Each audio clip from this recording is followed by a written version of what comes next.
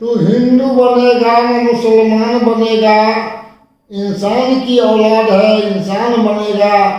मालिक ने हमें बख्शी एक ही धरती, हमने कहीं भारत कहीं ईरान बनाया। बहुजन विमर्श चैनल के इस 52वें एपिसोड को देख रहे आप तमाम दर्शक बंधुओं का हार्दिक स्वागत और अभिनंदन है। पिछले एपिसोड में मंदिर बनाम कमंडल की बात का जिक्र हमने किया और यह वाकया काफी पुराना था, यह विवाद काफी पुराना था। रह रहकर लोगों में उबाल आता था। मामला माननीय सुप्रीम कोर्ट के पास विचाराधीन था, जो कि काफी दिनों से लंबित पड़ा हुआ था, जबकि होना ये चाहिए कि इसे स्पीडी ट्रायल के माध्यम से तुरंत निपटारा कर दिया जाना चाहिए।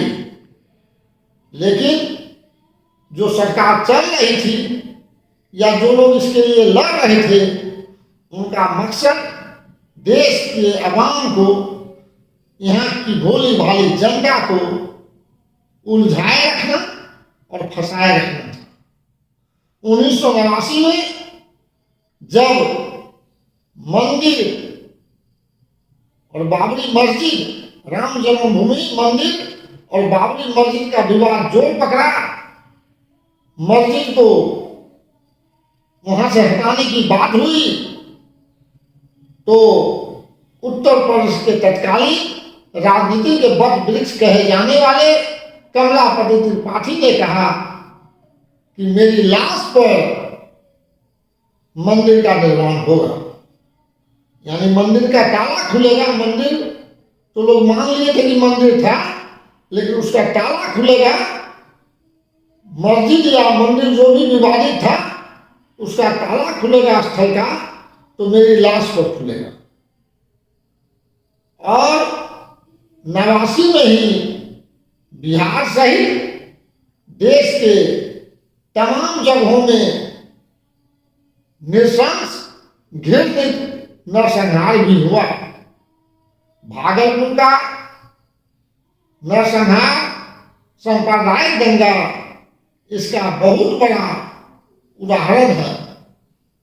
उसमें कितने बेगुनाह, कितने जज्बाती लोग, कितने उन्मादी लोग उसका शिकार हुए। कहा तो ये भी जाता है कि इतने लोग मरे, इतने लोग मारे गए, मौत के घाट उतारे गए कि गंगा का पानी लाल हो गया। उस समय मैं नौकरी में नहीं था, अध्ययनरत था। नौकरी में जाने के बाद मुझे मेरा एसडीओ बताए कि उनकी पोस्टिंग भागलपुर में थी। दूरसंचार विभाग का विद्युत अनुमंडल भागलपुर में काम कर रहा था, लेकिन 89 का जो दंगा हुआ, उससे डरकर रातों रात विभाग के आला अधिकारी के द्वारा दिल्ली से नोटिफिकेशन करके कार्यालय को भागलपुर से कटिहार शिफ्ट किया गया। तो दहशत का, भय का यह मंजर था दोस्तों। 89 बीत गया, 90 बीत गया और 91 भी बीत गया। फिर 92 में कार सेवकों के द्वारा देश के विभिन्न कोनों से कार सेवा करके, यानी कार के माध्यम से लोग अयोध्या पहुंचे। वहां के मुख्यमंत्री कल्याण सिंह जी थे, देश का राष्ट्रपति डॉक्टर शंकर दयाल शर्मा जी थे। सांप्रदायिक सौहार्द संविधान की मूल भावना है, उसे अगर आत्मा भी हम कहते तो कोई अतिशयोक्ति नहीं, लेकिन उसे ध्यान में रखे बगैर 6 दिसंबर 1992 को कार सेवकों के प्रदर्शन के दौरान बाबरी मस्जिद के कंगूरों पर प्रहार करके और उसे गिरा दिया गया। ये गिरा दिया गया यानी देश के अंदर जो लोकतंत्र का 3 स्तंभ मुख्य रूप से और चौथा स्तंभ मीडिया है, तो जो 3 स्तंभ कार्यपालिका, व्यवस्थापिका, न्यायपालिका, वह विफल होता हुआ दिखाई दिया। न्यायपालिका पर लोगों का भरोसा नहीं रहा। तब तो मस्जिद को या विवादित ढांचा, हम मंदिर मस्जिद कहेंगे अभी ठीक नहीं होगा, उस समय के हिसाब से विवादित ढांचा था। चूंकि सुप्रीम कोर्ट का फैसला नहीं आया था तो विवादित ढांचा को ध्वस्त किया गया। मतलब सुप्रीम कोर्ट भी अपना काम सही समय पर सही ढंग से निपटाता हुआ नजर नहीं आया। तो लोगों के द्वारा, और हम उन्मादी भी कह लें तो बहुत ज़्यादा चिंता करने की जरूरत नहीं है। और जिस तरह से देश में मिला हुआ न्याय अन्याय के समान ही होता है, तो उधर से भी तो अन्याय ही हो रहा था। सुप्रीम कोर्ट अगर चाहता तो इसका निष्पादन त्वरित गति से करता है, लेकिन ऐसा नहीं हुआ। तो बाबरी मस्जिद गिराया गया, और बाबरी मस्जिद, फिर हम बाबरी मस्जिद बोल दिए, वेरी सॉरी, ये विवादित ढांचा था और उसको गिराया गया 6 दिसंबर 1992 को। जबकि उस दिन भगवान बुद्ध जो पूरे विश्व को शांति का, बंधुत्व का, स्वतंत्रता का संदेश दिए, करुणा का संदेश दिए, मैत्री का संदेश दिए, अहिंसा का संदेश दिए, तो उनके विचारधारा को भारतीय संविधान में समाहित करने वाले विश्व के 6 विद्वानों में एक संविधान शिल्पी बाबा साहब अम्बेडकर का परिनिर्वाण दिवस भी था।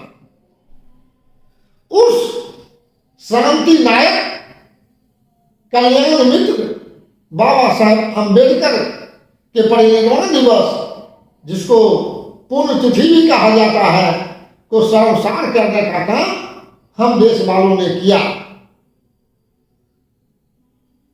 अगर 6 दिसंबर 1956 को बाबा साहब का परिनिर्वाण हुआ, उसको देशवासियों के द्वारा स्मृतिदायक प्रेरणापरक तिथि के रूप में अंकित किया जाता दिलो दिमाग पर, तो शायद इस तरह का वाक्य नहीं होता। लेकिन ऐसा वाक्य हुआ, और राष्ट्रपति डॉक्टर शंकर दयाल शर्मा के पास विवादित ढांचा के गिराए जाने के संबंध में फोन लगातार जाते रहा, लेकिन जानकारी मिली, कोई खास तवज्जो नहीं दिए और बाबरी मस्जिद को गिरा दिया गया। फिर यह घटना देश की राजनीति में भूचाल ला दिया, ध्रुवीकरण होने लगा, धर्म के नाम पर भी ध्रुवीकरण होने लगा, मजहब के नाम पर, और दूसरा मंडल के नाम पर काफी अशांति का माहौल बन गया। उसी अशांति के माहौल में पंजाब में विधानसभा का चुनाव संपन्न हुआ। मानवर काशीराम साहब इन झंझावातों के बावजूद, विपरीत परिस्थितियों के बावजूद भारतीय संविधान को सिरोधार्य करते हुए यहाँ के लोगों का वास्तविक कल्याण की भावना से ओत प्रोत होकर जिस तरह से मिशन और मूवमेंट को बढ़ा रहे थे, वह काफी कारगर सिद्ध हुआ। 1952 के पंजाब के विधानसभा चुनाव में 9 सीटों के साथ हमें भारी सफलता मिली, और उस चुनाव के बाद पंजाब में बहुजन समाज पार्टी सदन में अपोजिशन का लीडर यानी मेन अपोजिशन की पार्टी बन गई, और बहुजन समाज पार्टी का विधायक अपोजिशन का लीडर बन गया। इधर उत्तर प्रदेश का मुख्यमंत्री मुलायम सिंह यादव थे। मुलायम सिंह यादव मुख्यमंत्री नहीं थे, लेकिन उत्तर प्रदेश का उभरता हुआ राजनीति के क्षितिज पर तारा के रूप में दिखाई देने लगे थे। मानवर कांशीराम साहब मुलायम सिंह यादव से बात करके दोनों आदमी परस्पर सहमति से एक समझौता किए। यह समझौता दो पार्टी का समझौता हुआ, यानी बहुजन समाज पार्टी का समझौता और समाजवादी पार्टी का समझौता हुआ।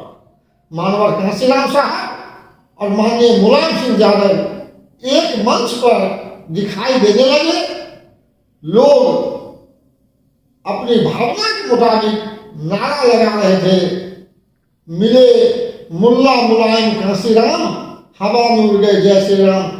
हालांकि मैं व्यक्तिगत तौर से इस नारा का समर्थन नहीं कर सकता हूं, क्योंकि बाबा साहब अम्बेडकर भारतीय संविधान में सभी धर्मों के प्रति आदर भाव बनाए रखने की बात किए हैं।